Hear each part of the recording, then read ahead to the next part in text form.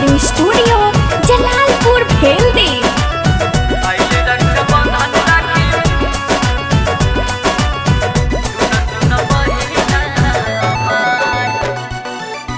रहे इंतजार हरदम सावन के महीना के, रहे इंतजार हरदम सावन के महीना के, बरसेला प्यार के फुहार। आइले रक्षा बंधन राखी बांध दो कलाई में, सुन सुन बहिना हमार। आइले रक्षा बंधन राखी बांध दो कलाई में, सुन सुन बहिना हमार। आइले रक्षा बंधन राखी बांध दो कलाई में, सुन सुन बहिना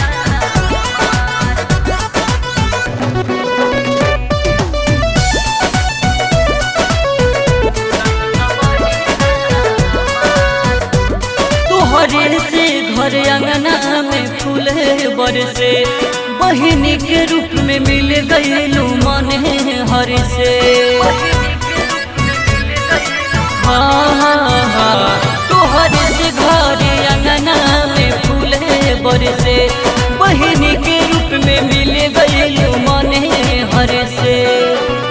आजू के दिन जब धागा हाथ में बनबू, आजू के दिन जब धागा हाथ में बनबू, शक्ति मिली अपार।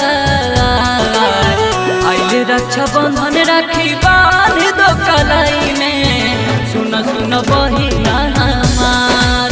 ओ आइले रक्षा बंधन राखी बांध दो कलाई में, सुन सुन बहिना हमार।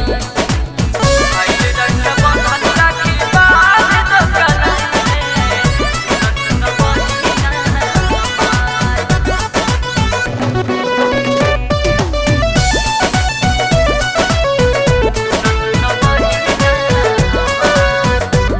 दुनिया के रस्म निभावे के पड़ी, शादी के एक दिन तोहके पेठावे के पड़ी। हाँ हाँ हाँ, दुनिया के रस्म निभावे के पड़ी, शादी के एक दिन तोहके पेठावे के पड़ी। बबुआ विकास नीरज निर्मल के भागवा, बबुआ विकास नीरज निर्मल के भागवा, बन भाई तुहार। आइले रक्षा बंधन राखी बांध दो कलाई में, सुन सुन बहिना हमार। आइले रक्षा बंधन राखी बांध